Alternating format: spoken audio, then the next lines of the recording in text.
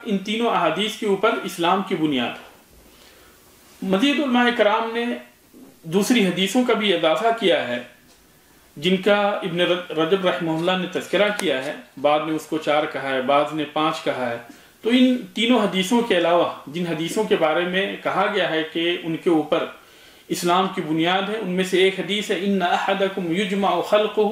فی بطن امہ 40 یوما نطفہ، کہ تم میں سے ہر کسی کو اس کی ماں کی پیٹ کے اندر 40 دن تک نطفے کی شکل میں رکھا جاتا ہے۔ دوسری حدیث من حسن اسلام المرء ترکہ ما لا یعنی، کہ اسلام کے بندے کی اسلام کی خوبی میں سے یہ ہے کہ ان چیزوں کو چھوڑ دے جن کا تعلق اس سے نہیں۔ اسی طریقے سے ایک حدیث ان اللہ طیب لا يقبل الا طیبا، کہ اللہ تبارک و تعالیٰ پاک ہے اور صرف پاک کو ہی پسند کرتا ہے۔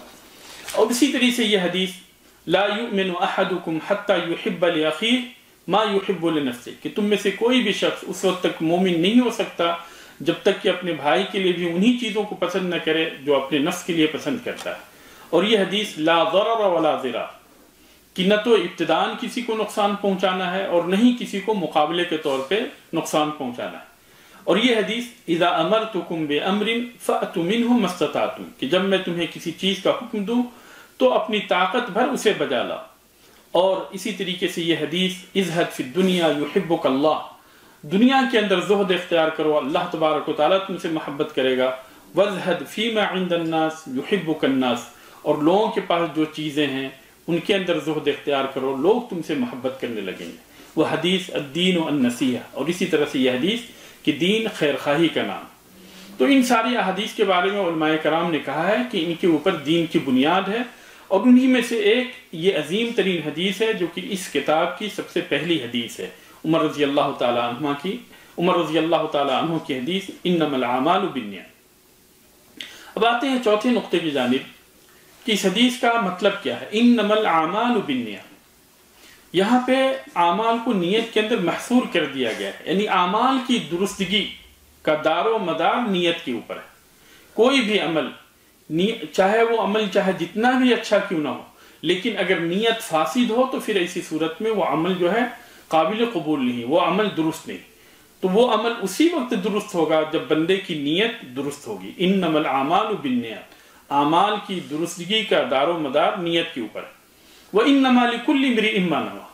اور ہر انسان کو وہی چیز حاصل ہوتی ہے جس کی وہ نیت کرتا ہے۔ چنانچہ عمل ایک ہی ہوتا ہے، لیکن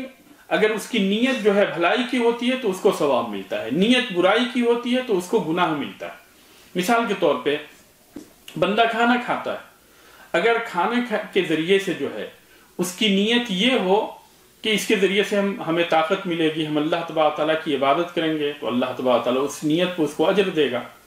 اور اگر اس کی نیت یہ ہو کہ ہمیں طاقت حاصل ہوگی تو ہم جو ہے لوگوں کے اوپر ظلم کریں گے، تو اللہ تبارک تعالیٰ اسے گناہ دے گا۔ اور اگر جو ہے اپنی زندگی بتانے کے لیے، کہ زندگی گزارنے کے لیے کھانا کھانا ضروری ہے، اس لیے وہ کھانا کھا رہا ہے، کسی چیز کی کوئی نیت نہیں ہے، تو یہ مباح عمل ہے، نہ تو اس کے اوپر جو ہے اس کو نیکی ملتی ہے اور نہ ہی اس کے اوپر اس کو گناہ ملتا ہے۔ تو عمل کی درستگی پر، عمل کی یعنی درستگی، نیت کی درستگی پر عمل کے ثواب کا دار و مدار، عمل کے صحیح اور فاسد ہونے کا دار و مدار۔ اور اس کی نبی کریم صلی اللہ علیہ وسلم نے اس کے بعد میں یہ مثال بھی دی، فَمَنْ كَانَتْ هِجْرَتُهُ إِلَى اللَّهِ وَرَسُولِهِ فَهِجْرَتُهُ إِلَى اللَّهِ وَرَسُولِهِ، کہ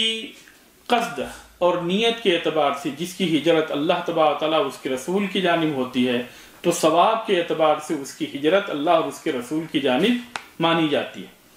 وَمَنْ كَانَتْ هِجْرَتُهُ إِلَى دُنْيَا يُصِيبُهَا أَوْ امْرَأَةٍ يَنْكِحُهَا فَهِجْرَتُهُ إِلَى مَا هَاجَرَ إِلَيْهِ، اور اگر کوئی انسان دنیا کمانے کی خاطر یا کسی عورت سے نکاح کرنے کی خاطر ہجرت کرتا ہے تو اس کی ہجرت اس چیز کی جانب ہوتی ہے جس کی جانب وہ ہجرت کرتا ہے۔ ہجرت جو ہے یہ حجر سے ہے، اور حجر کا مطلب ہوتا ہے ترک کر دینا، اور اصطلاح کے اندر اس کا مطلب ہوتا ہے کہ بلاد کفر سے، ان جگہوں سے جہاں پہ کافروں کا غلبہ ہے اور جہاں پہ دین کے اوپر عمل پیرا ہونا مشکل ہو، ان جگہوں کو چھوڑ کر مسلم علاقے کی طرف آنا، بلاد مسلمین کی طرف آنا، مسلم علاقے کی طرف آنا۔ جیسا کہ نبی کریم صلی اللہ علیہ وسلم نے صحابہ کرام کو مکہ سے حبشہ کی طرف بھیجا تھا یا مکہ سے نبی کریم صلی اللہ علیہ وسلم نے مدینہ کی طرف بھیجا تھا، تو مکہ کے اندر اس وقت دین کے اوپر باقی رہنا مشکل تھا، لوگوں کو ستایا جاتا تھا، اس لیے نبی کریم صلی اللہ علیہ وسلم نے انہیں حبشہ کی جانب اور مدینہ کی جانب بھیجا تاکہ وہاں پہ جا کر لوگ اپنے دین کو صحیح طور پہ، دین کے اوپر صحیح طور پہ عمل پیرا ہو سکے۔ اور یہ دونوں کلمے جو نبی صلی اللہ علیہ وسلم نے فرمایا فَمَنْ كَانَتْ هِجْرَتُهُ إِلَى اللَّهِ وَرَسُولِهِ فَهِجْرَتُهُ إِلَى اللَّهِ وَرَسُولِهِ، یہ معیار ہیں، ساری عبادتوں کے معیار، کہ اگرچہ ایک چیز جو ہے وہ نیکی والی چیز ہوتی ہے، لیکن اگر اس کے اندر اس کی نیت جو ہے اگر مختلف ہو جائے تو پھر اسی صورت میں وہ نیکی کی چیز نہیں رہ جاتی۔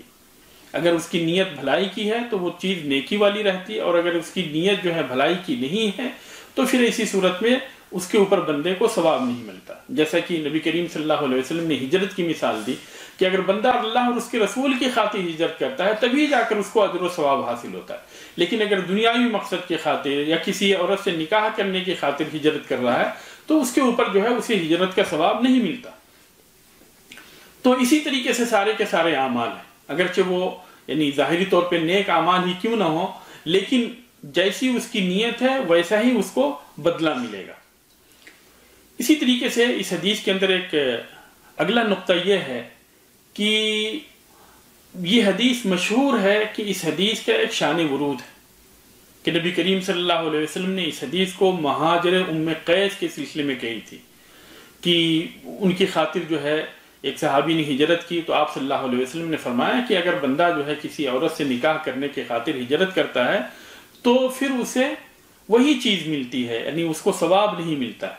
لیکن ابن رجب رحمہ اللہ اس حدیث یعنی اس واقعے کے سلسلے میں کہتے ہیں کہ یہ واقعہ اگرچہ بعض کتابوں کے اندر موجود ہے لیکن یہ واقعہ درست نہیں، اس لیے اس حدیث کو اس واقعے کے ساتھ جوڑنا درست نہیں۔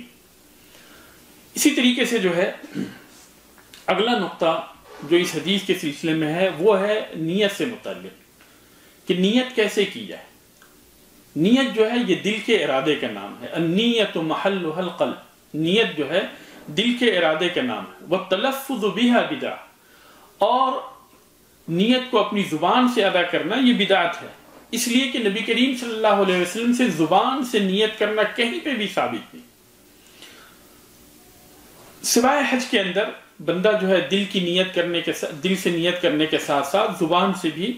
جس شعیرے کی ادائیگی کا ارادہ کر رہا ہے اس کو ادا کرے، اللہم لبیک عمرتن یا اللہم لبیک عمرتن و حجن،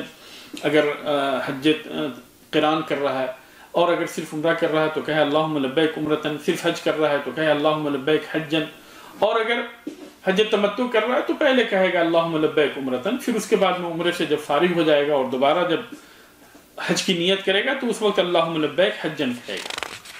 تو صرف حج کے اندر یہ چیز ثابت ہے، اس کے علاوہ باقی کہیں پہ بھی زبان سے نیت کرنا ثابت نہیں۔ اور حج میں بھی جو ہے بندہ زبان سے یعنی دل سے نیت کرتا ہے اور زبان سے جو ہے ان شعائر کو ادا کرتا ہے، جس شعیرے کو وہ ادا کرنے جا رہا ہے اس شعیرے کی ادائیگی وہ زبان سے بھی اس کی ادائیگی کرتا ہے۔ اسی طریقے سے یعنی آخری نقطہ جو اس حدیث کے اندر میں بیان کرنا چاہ رہا ہوں وہ یہ ہے کہ بندے کے عمل کے ثواب کا دار و مدار اس کی نیت کے اوپر ہے، جیسی اس کی نیت ہوگی، جیسے کہ کہتے ہیں جیسی نیت ویسی برکت، تو اسی طرح سے اگر اس کی نیت درست ہے تو اس کے اوپر اجر و ثواب ملے گا، اگر اس کی نیت درست نہیں ہے تو اس کے اوپر اس کو اجر و ثواب نہیں ملے گا۔ تو ایک ہی کام اگرچہ وہ نیکی کا کام ہے لیکن ایک آدمی کو اس کام کے اوپر اجر و ثواب ملتا ہے اور دوسرے آدمی کو اس کام کے اوپر اجر و ثواب نہیں بلکہ گناہ ملتا ہے، اور تیسرے آدمی کو کچھ بھی نہیں ملتا۔ کیوں؟ اس لیے کہ تینوں کی نیت جو ہے مختلف ہے، تو بندے کی جو نیت ہوگی اسی اعتبار سے اس کو بدلہ ملے گا۔ اللہ تبارک و تعالیٰ سے دعا ہے کہ اللہ تبارک و تعالیٰ ہمیں صحیح طور پہ اس حدیث کو سمجھنے اور اس کے مطابق عمل کرنے کی توفیق عطا فرمائے۔ آمین۔ وآخر دعوانا ان الحمد للہ رب العالمین، والسلام علیکم ورحمۃ اللہ وبرکاتہ۔